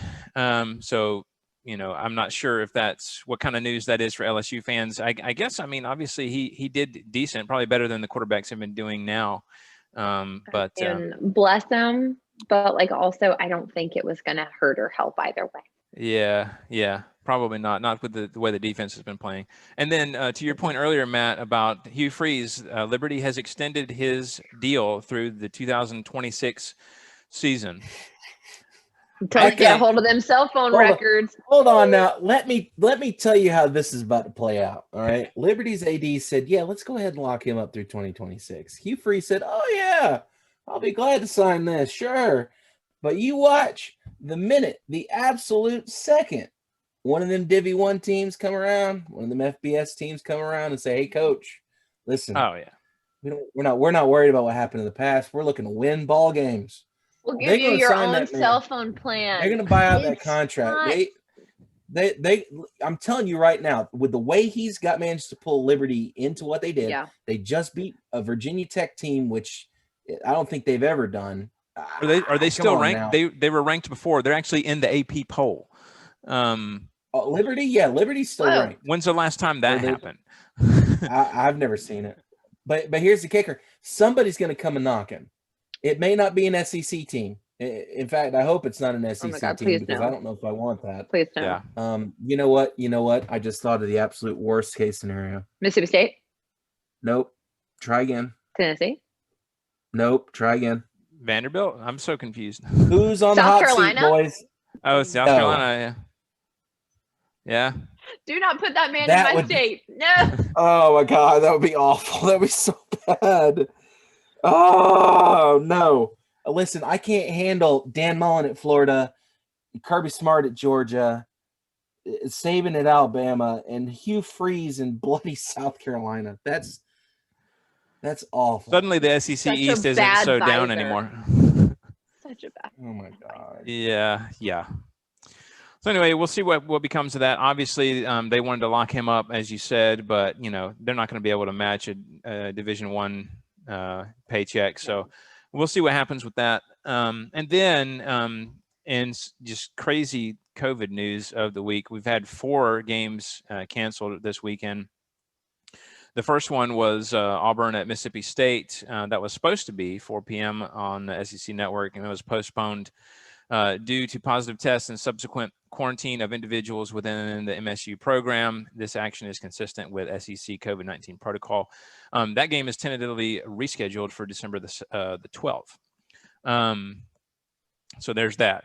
That was the first game. Second game, Alabama at LSU, which Jesse, I think you sent back a crying face when you saw that was canceled. 6 p.m. on CBS. The CBS game of the week will not happen this week. Postponed due to positive tests, contact tracing, and subsequent quarantine. LSU, you ruin everything. Individuals within the LSU program. Hey.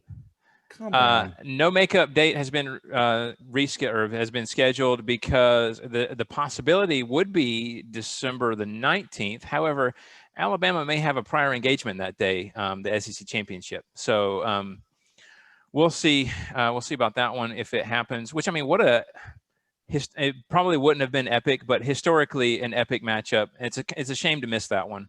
Regardless, it's one we always look forward to. I mean, it's a heated one. Yeah. And then third game, Texas A&M at Tennessee. That was going to be 3:30 on ESPN, but that was same deal as far as positive tests, et cetera, within the A&M program. That one is scheduled to be played on December the 12th. So that one's not going to happen. And then the fourth and final one is Georgia at Mizzou. That was supposed to be noon on ESPN, but has been postponed due to the same reasons within the Mizzou program. It's been tentatively scheduled for December 12th, but I'm sorry. Mizzou has a rescheduled game already on the 12th, so that rescheduling will need to be evaluated, and then it's possible that they could do it on the 19th. So that would be really weird to have SEC championship and like a bunch of other SEC games the same day. Yeah. Which, I don't know. I guess I don't know who that's up to make that decision. The commissioner? I guess. When's the SEC championship? Is it the 19th? It's supposed to be the 19th right now. I guess all things subject to change this year, but yeah. And how's this going to mess up the rankings going into the playoff? That's my real question. Yeah, I know. Granted, you won't have 17 teams fighting for it, so maybe it won't matter. They're wanting. Well, you can't do anything. The Big Ten, Wisconsin hasn't played 2 games. Other teams are canceling stuff and can't get them rescheduled. Other conferences are playing 7. It just doesn't work. Yeah, it's so difficult, and I get it. They're trying to kind of shoehorn. If you wanted to play this year, you should have all agreed. Like any conference that was like, you know what, we'd actually like to play at some point this year. Then it would. Yeah. Then they should have all agreed had to a certain number of games. Said we're all going to play this amount. We're all going to get it done by this day, regardless of when we start. And unless you agree to it, you're not considered for the playoff. I don't see how they could have done it any other way. Yeah, and I know they were trying to shoehorn everything into the schedule that they wanted in terms of playoff games and bowl games and stuff like that. But if there was any year that you could, have some flexibility in moving things to the right a little bit, I think that this should be one of those years. If not this year, then what year, Right. Does the SEC just get to like say, all right, we're going to pick the 7 games we want you guys to consider. Right. And they just that should be it. Those. Yeah. You're like, okay. It's like a portfolio when you finish a degree. Oh, Exactly. yeah. Here's my portfolio. Yeah. Hold on. Let me pick the best one. Or the, here you go. For your consideration. Yeah. I'm sorry. I'm sorry, playoff committee. Do you drop the lowest test grade? I really hope so. Is there going to be a curve? I already know which game George is dropping. We got a couple of them. So, I mean, it cannot just be the name of this episode. Like, drop the lowest test grade. Drop the lowest test grade. I love it. I love it. So, love it. Portfolio play. That's right. Know. All right. Okay. So that's that craziness going on around the league. We'll see how all the schedules shake out. And then, all right, so that brings us to our opinion segment, and interested to see what you guys have to say about this week's. Sir, if I may venture an opinion. I'm not really interested in your opinion, 3PO. Yeah, well, that's just like your opinion, man. All right, so at you guys' suggestion, I forget which one of you said it. We're going to talk about targeting this week, and I don't know. So, hot takes. Yeah, I'm curious to know. Incoming hot takes. Who wants to go first? Because I don't know. I really don't have. I don't know that I'm going to have a ton to say on it. But I don't know. We'll see. We'll see how the conversation goes. Who wants to start us? I can. Ladies first. Go for it. I get to pull that card. Yeah, do it. I think targeting is a difficult one. I understand why it was put in place. I think it comes from like a good intentions, good place, because you want to make sure that these players are safe. I think with everything that's come out about CTE and with, damn Aaron Hernandez and like all that, like we want to just be safe. We want to, you want to do as much as you can. Yeah. And I respect that. I think that's great. However, it gets tricky because the rule is not, it's written clearly, but there are so many nuances that come up that it makes it difficult to call. I mean, you call it, right? But there are so many instances where you're like, he didn't mean to. But unfortunately, when it comes to football, when it comes to whatever, intent doesn't matter. It's just safety. And I think we've talked about this. It benefits the offense. And I get why it benefits the offense, because at that point in time, they are defenseless. But it sucks. So let's take the Georgia-Florida game and look at the targeting call there. Number, I think it was 16 for Georgia. I don't know his name. Scene. I apologize. Scene. Yeah. As in like I synced you. C-E-N-E. C-I-N-E. Because yeah. Okay. Scene. Yeah. Close enough. So that play, we've got a Florida receiver who's caught a ball. There's a defender coming behind him. Mm-hmm. He's trying to, what I assume is about to cut up field. Like he's coming this way. He wants to cut up field because we can't go this way anymore. Defender's behind him.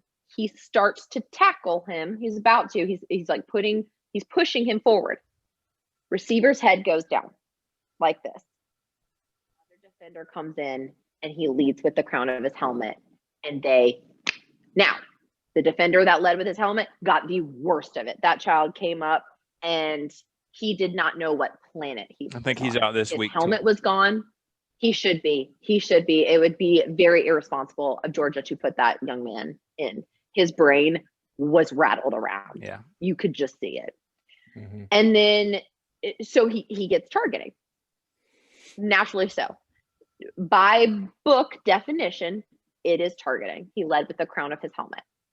Now, it can be argued that had the other defender not started to tackle the wide receiver and make him lean his head down, it wouldn't have been targeting because their helmets would not have hit.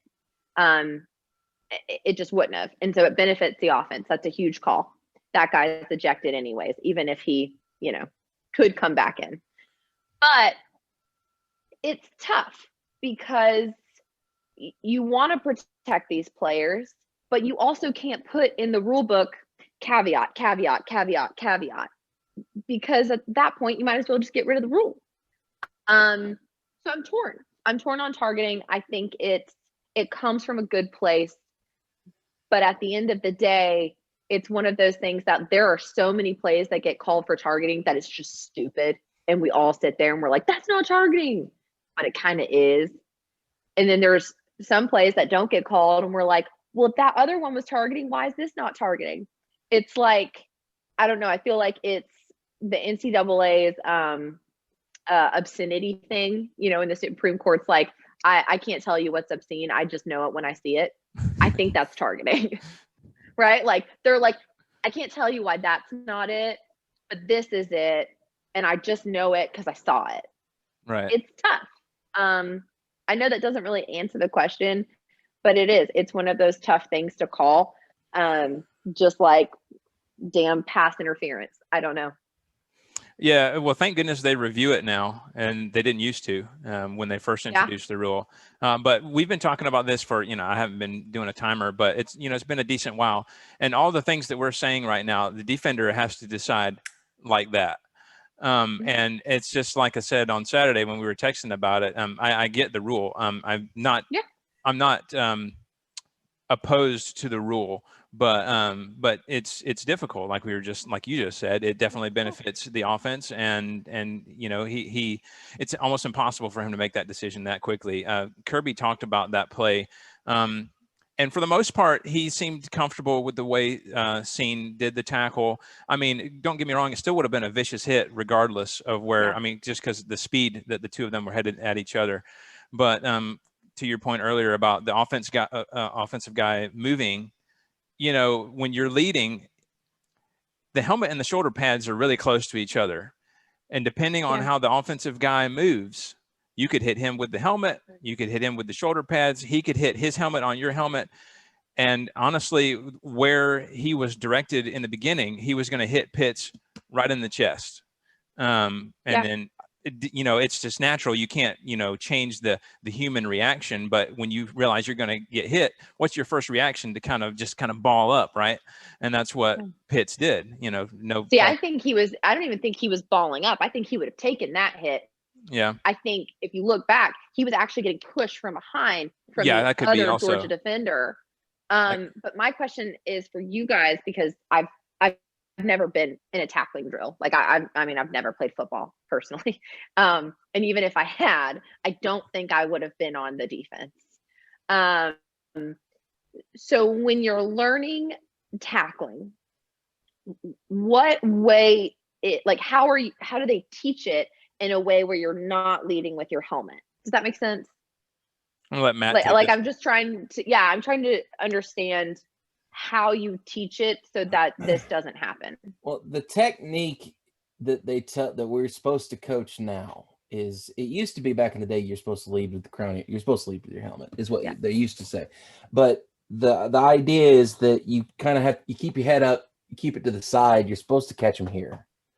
So you're supposed to actually kind of cross body them almost, and then wrap up. Which you would assume too for the defender is also hopefully saving their neck, because I'm assuming if you're leading that hard with the crown of your helmet, you can honestly snap your neck. Well, it does happen. We saw that with so I'm a Steelers fan watching the Steelers, and I don't know if you guys remember Ryan Shazier. He did that very thing, and that's why he's in the condition that he is right now. Thankfully, he's he's alive, and he's not able to do all the things that he wants to do, but for the most part, he's able to walk, even though it's not how he would prefer. Thankfully, he's able to have some semblance of a normal life. But if you saw that on the field, it was scary, and it was the same deal. Led with the crown of the helmet and messed up his neck big time. So I think you want to get him in an L right here. Kinda, yeah. Well, the thing is that when you get down to it, the human body can, if the neck's up, it can absorb that impact. It can absorb. But when the crown of the helmet's down, that's where you can't take that pressure on the back of your neck. Right. That's the reason why when we coach the middle school kids, it's always, you don't ever look at the ground when you make a tackle, because when you look down, you're setting yourself up for a spinal injury. You always look up. Right. That way your body can take that pressure. Mm-hmm. Now, the problem with doing that, though, is in the way that we always taught our kids is you got to slide your head to the side. You bite the football is what we always tell them. You put your head, your face mask on the football, which if the football's down here on their side, your head's going to naturally go to that side. Okay. The problem you run into with a lot of these targeting calls, I feel, is there's two parties at play here: offensive player, defensive player. The defensive player can only make so many adjustments. If the offensive player adjusts just a hair the wrong way, then you do end up with that collision. And there's really not a lot you can do about it. And I think that in that particular play, there was nothing you could do. Me personally, I think there should be some sort of leeway. Maybe the white hat can make the decision about whether or not that actually was like intent to injure targeting and an incidental targeting. Like, I don't think you should be ejected for an incidental targeting like that play. I don't think you should be ejected, but it wouldn't have mattered anyway, because both those kids were going to get kicked out to go get concussion protocoled anyway. Yeah. Thank God. Yeah, and Kirby said the 30 years ago they'd have given him some Gatorade and said, "Get your butt back out there." Well, and if they said my head hurts, they'd have gotten a shot so they didn't feel it. Oh yeah, or like, what's wrong with you? Come on, toughen up. But Kirby said, I think the only thing that Scene could have done differently is to go even lower, because he was already going low below the helmet. He would have had to try to tackle him even lower to avoid that contact. But yeah, and then you're going to jack up somebody's knee doing all that. You're going to jack up someone's knee. You're going to have an injury like that poor guy, which, the tackle that messed up the guy's leg was not illegal in any way. It was a legal tackle. Yeah. But you get into stuff like that, or you get into what I see so much with Alabama is we just try to go so low and wrap them up by their shoestrings, and they just step out. Right. And then they're not wrapping up on tackles at all. It's tough. I mean, now, rules are tough, man. To bring this around to a positive, though, I don't know if you guys remember, because it's been a long time now, because the targeting rule has been in place for a while. But do you guys remember the days of when you would have seen a hit like we saw on Saturday, and everybody would have just been like, "Oh my gosh, that was an amazing hit." Yeah. And everybody just moves on. Like the players might be hurt, they take them off the field, but at the end of the day, it's on the highlight reel and say, "Oh man, what an amazing hit!" Your helmet gets knocked off. Everybody just moves on. Your butt's right back in there. Yeah. So to the credit of the rule, and like I said, to be what it may, even though it might help the offense, and make it difficult for the defense. And I don't envy them, because they have to make all these decisions in a split second. But like you said, we do want to protect these guys, not just now, but in the future, and all that stuff, and the lasting effects Some of them are that like this stuff 18. Can have. Their brains are not even fully developed. Right, exactly. So anybody have any more? We don't need another Aaron Hernandez. Oh my gosh! So that if you haven't watched that documentary, probably one of the most disturbing things I've ever watched. I mean, it is educational though. So anyway, highly suggest it. It's done, I think, really well. Yeah. All right. Check that out. Anybody else? All right. So that actually went a lot better than I thought it would. It was not. Do you think we're gonna yell at each other? No, but I did expect it to be a little more contentious. Yes. Just throw that in there, just because. That we can only argue it so much, because the rule's going to be in place regardless. Like the NCAA is not going to come out tomorrow and be like, we're just going to get rid of it. You can't do that anymore, because that would be negligent, and they're not about to do anything. Well, and also, what are you going to say? I hate the rule. I love concussions. I mean, like, what are you going to say? Yeah, to that? no one's going to be like, I'm pro concussion, actually. Yeah. What? Can you imagine that at the coach debate? Yeah, like I'm actually pro non-medicine. Yeah. Just no science. We're just going to be no science. Like, and Bob, I'm really tired of the way we've gotten about safety here in the league. I really wish we'd go back to concussions. It was such a great time. So our highlight reels looked a lot better. Yeah. Like, what? No. Yeah. Go home. Yeah.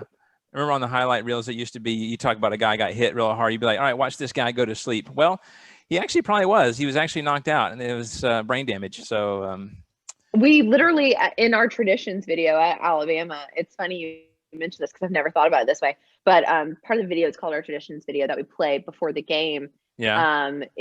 I get chills every time I watch it. Like I can't, it's cool. But part of the end of the video is just hit after hit after hit of Alabama defenses just knocking the lights out of people. Now, a lot of them are completely legal hits. They're not targeting. Right. But I'm sure if I went back and watched some of it, I'd be like, oh my God. And when they play it in the stadium, the entire stadium, as soon as the hit happens, they go boom, boom. And you just hear it over and over. And it's really cool. But I'm thinking about it now, and those people might not be okay. Yeah. Do you think This maybe old film. when if Gus Malzahn is in the building, do you think he doesn't understand what that's about, and he thinks that everybody's just like jumping in on his little saying there? Yeah, probably. Boom, boom. That's what I'm trying to tell you guys. Yeah, the Bama guys like it. Like, no, whatever. No, go back to the film room. Sorry, that's what the visiting locker. That's what the visitors' locker room is called. Is the bail room. Yep. All right, let's move on to the listener feedback segment. We actually had some funny comments.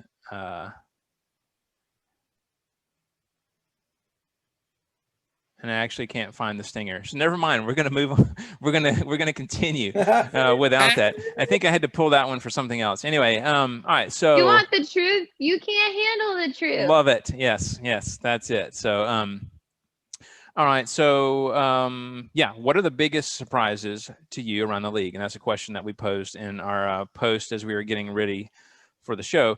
So the first response we got was Jason Fulton. He says, the University of Florida Gators American Football Club displeases me. Jason, of course, was on the show a few weeks ago, and he's a Georgia fan. So I share that sentiment, my friend. So I think all of us would say that about them displeasing us. So they're going to really upset me come the first week of December. Oh, yeah. And then Candace says she is surprised that South Carolina hasn't fired Muschamp, which we talked about a little bit. Hugh Freeze to the Gamecocks. You heard it here first. That's the scoop. Hugh Freeze to the Gamecocks. Oh my God, man, that's the tea. No. I do not want to live that close to Hugh Freeze. Gonna happen. We need to have, like, it's just not right to have like every team in the SEC being formidable. We need to have some that we can count on a win against. You not already to say got that's going to happen. Vanderbilt. You got Tennessee. We need more. Sometimes Kentucky. Sometimes Kentucky. You've got. I say that, but watch us lose to Kentucky. Right now, you have Mississippi State. I was going to say, watch us lose to South Carolina later on, just because I said that.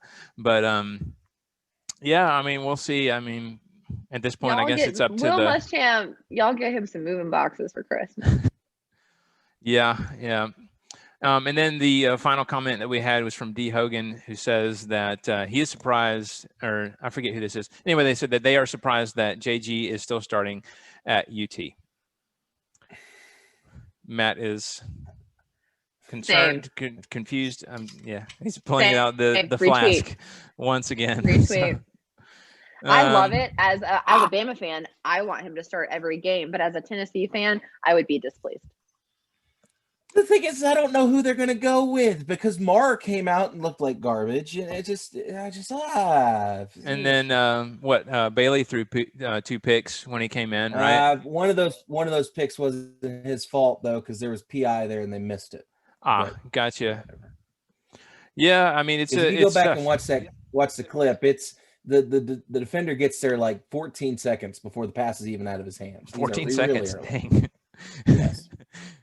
That's impressive. So, it is. It's like basically as the ball is being snapped, he hit him before. No. He hit him 2 plays before that. He hit him 2 plays before. He's like, you remember that? Yeah. You remember me forever. All of a sudden, he's the water boy.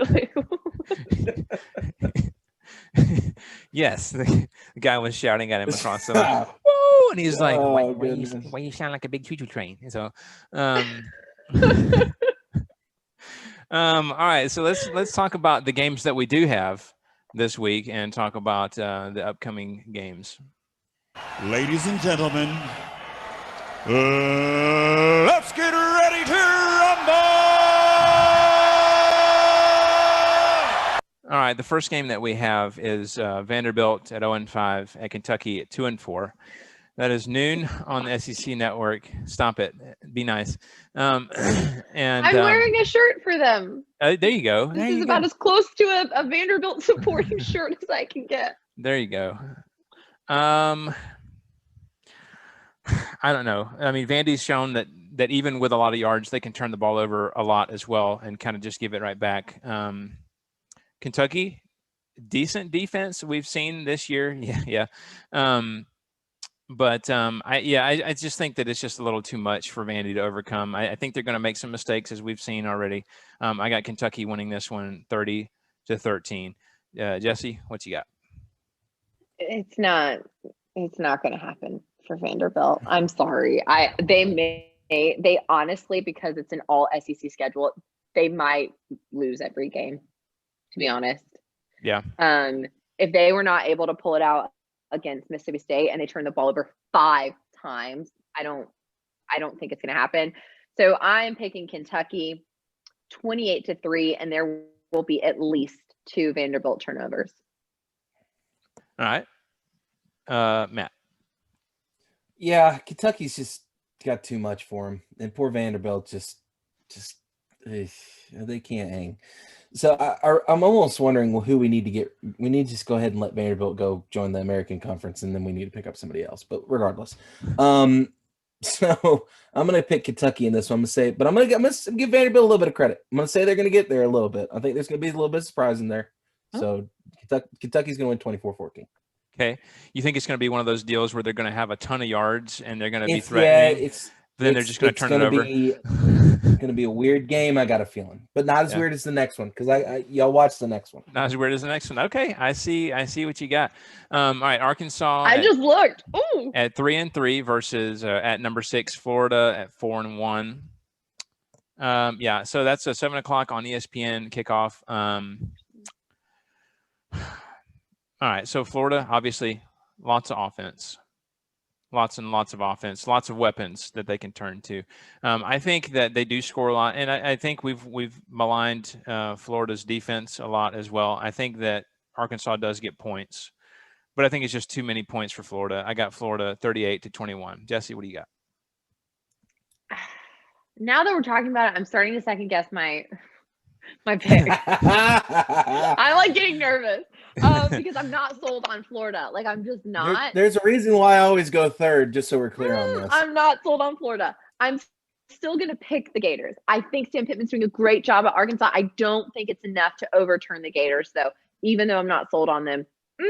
Okay. I feel like I kind of want I'm not going to change it. I'm going to leave it. I'm picking the Gators 42-16. Keep in mind, Sam Pittman is actually, at least right now, he cannot coach in this game because he has COVID. That's right. He got the Rona. Yeah, that's right. He got the Rona. So sorry. I don't know if that makes any difference or not, but oh shoot. He got the Rona. I should have led with that when we were talking about COVID earlier, but yeah. I'm sticking with it. What 42-16. in the world? Okay, I'm really confused because I'm watching Matt. Okay, Matt, please tell us what's going on with your pick. Is that yards? I got a feeling. I got a feeling. This feeling is weird because I know there's no chance of it happening, but I will lose my mind if it does. I am going to pick the Hogs in this one. Okay. I'm going to say that Arkansas wins this thing 28-24. It's going to be a fluke game for Florida. Florida's going to have something weird happen. Offensive Dan Mullen's letdown. head will yes, I think Dan Mullen's head will probably explode, and the Hogs get the win here. I just got a feeling. Yes, but what is he going to come dressed as at the post-game press conference? A plague doctor. Yeah. Yes, something in my gut is saying that Florida is due for a letdown again, and I think it's this game. Okay. I mean, I'd be on board with it. I mean, I think all of us would be on board. I need Florida to lose twice. So this can be one of those. So well, they've already hold on now. They've already lost one. Oh, you yeah, no, but they got us heads up. So yeah. Mm-hmm. Or head to head. So whatever. All right. So interesting. I'd be all for that. So we'll see.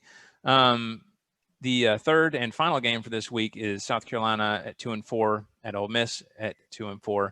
at 7:30 on SEC Network. I think a lot of points are going to be scored in this one. And we watched South Carolina's terrible offense, but the remedy for that is going up against a terrible defense. So they found that in this game. And I think, ultimately Ole Miss, they got too much firepower on offense. I got them winning 42-31. Jesse? I agree. I think the South Carolina team that scored 3 points last week are lucky to have a really terrible Ole Miss defense. However, the Ole Miss offense is good, and you have Lane Kiffin behind it, who is going to call everything. As two former Saban disciples, I think they're going to go at each other. I do think because Ole Miss's defense really sucks, Carolina can put up more than 3 points, but it's not going to be enough. I think it's going to be Ole Miss 35-21. Okay. Matt, what do you have? I like Ole Miss in this one. I feel like Carolina's offense and defense just isn't good enough to hang in there. Granted, you may have some points get scored because, again, Ole Miss's defense is pretty bad, but I don't think it's going to be that many. So I'm picking Ole Miss 42-14. Okay. Well, that is all we have this week. So we have, what is it, a noon kickoff, and then we have 2 in the 7 o'clock hour, and that's it. So not much going on there in the middle there. So, all right. So keeping in the let's get ready to rumble theme, the just for fun question this week is, which 2 coaches would you want to fight each other? And I'm not really sure. Usually I come up with these before because I want to be prepared, but I'm just going to kind of feel it this week. Jesse, I want to start with you. Who are your 2 coaches? This is easy. This is so easy. Hold on. Is this just? I'm sorry, and I should have specified. Is this just like a free for all? Is this a boxing match? Like, what is this? I want free for all. Yeah. Okay. I want like UFC Jesse wants style. blood. I do. Is this like UFC celebrity style. death match? Like, what is? Yes. What is this? Okay. All right. Go ahead. That's at least what I have in my head. So that's why I picked the 2 I'm picking. They both enter a cage. It's going to be the battle of the M's. It's going to be Muschamp and Mullen because they are both Jesse psychotic and they go off and they both have the really crazy eyes. And I just think that there would be a lot of hair pulling and biting and eye gouging. I think it'd be really messy, but really fun. Okay. I'm on board with that. Crazy is good. Matt, what do you have? Yeah. I was thinking that something similar to that. Like, I think Muschamp reminds me of like those stereotypical guys at bars that start fights just because they like fighting. Yes. I totally almost said farting there. They like fighting. So I wouldn't mind seeing those him mix it up with Derek Mason. I think that could be a lot of fun to watch. He would be the guy because he's like the I think he looks kind of short, Muschamp. I think he's kind of short. I don't know. I mean, Derek Mason is not super tall, but he's super buff. So I think it'd be like he's scary. You ever see the guys at the bar where it's like the smaller guy who just runs his mouth a lot to a bigger guy because he's like, I wrestled in high school, and then the bigger dude's just like one hit and the guy's down. Mm-hmm. He's like, well, he sucker punched me. No, that's Malzahn. That's Malzahn sitting in the corner drinking his grape juice. Have you guys are all partying? Have you guys seen Jumanji, the second one? I think it's the second one. Okay, well, there's a scene where Kevin Hart is his character is just really mad at The Rock's character. And so he's just really ticked off. So he walks up to him and he just starts punching him. And obviously, maybe it's the first movie. I can't remember. Anyway, he's really ticked off and he's punching The Rock in the chest. And The Rock's just, looking at him just like, are you serious? And so I think he finally does something to just really tick him off. And The Rock hits him and he goes flying like across the little, the area of the jungle that they're in. And I was like, this is how I picture Muschamp. He's walking up to Mason and he's like, I don't know, just trying to pick a fight and just crazy eyes. He's got the crazy eyes and he's just like punching him like, you gonna do something, or whatever. And Mason is just sitting there taking it, and then he's just finally had enough, and he's just like one punch and Muschamp's down. That's how I see that going. Yep. So here's my question though: is if Mike Leach fights somebody, does he have the inner monologue like Sherlock did in that movie, where he says incapacitate knee, bludgeoning floors to the head or something like that? Just this real long, articulated, like really thought out process, and then boom, the guy's flat on his back. I just think that could be. I can't picture Mike Leach is the guy that brings though. a sword. Yeah, he just brings a sword, and you're like, Mike, we said we were just gonna. It was just like, we're just gonna fight like regular.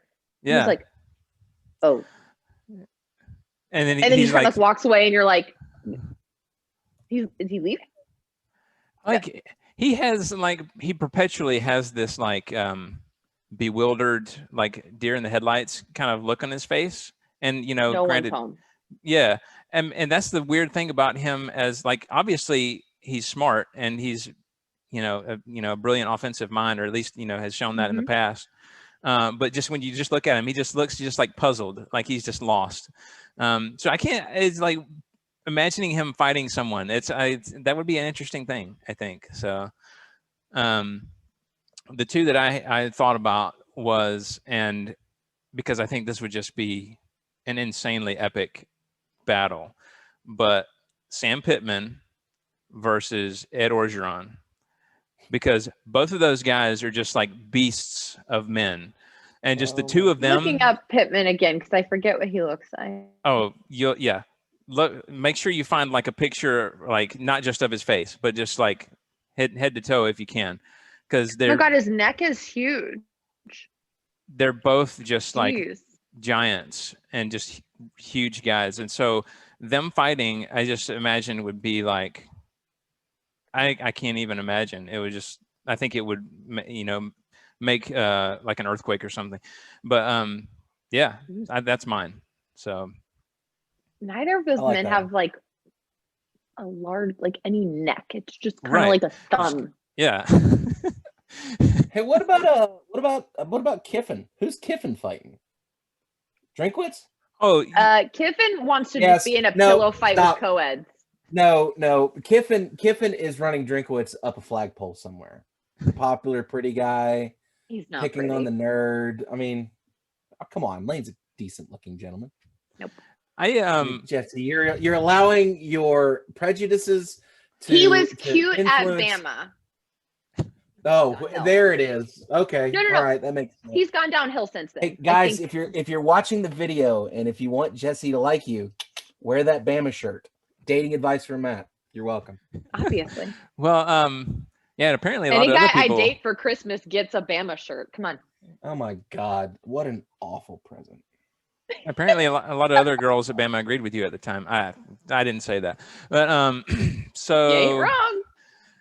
Yeah. And okay, so while we're here, not there, but fighting here, who's Saban going to fight?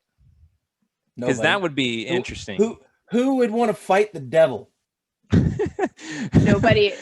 No, nobody wants to fight him because they're like, if we break a hip, he gets another one. That's 13 more years of coaching. He can't break anything. He'll just become a bionic man. No. See, that's the thing is like, is any coach like that gets a little age to him, which, granted, 69 is in this day and age. Yeah, whatever. But if you beat him, you were supposed to, right? Especially if you're like a young dude, you were supposed to. And then if you lose to him, if you lose to him, you just look like a chump. So it's like, whatever. So. I think Saban just like whoever it is, like comes up and they're like, all right, they're ready. And they're like, okay. And then he just looks at them and you're just like, I don't want to be here. And you just leave. Right. Like no punches get thrown. It's just like a look and you're like, right. Abort mission. I'm out. Yeah.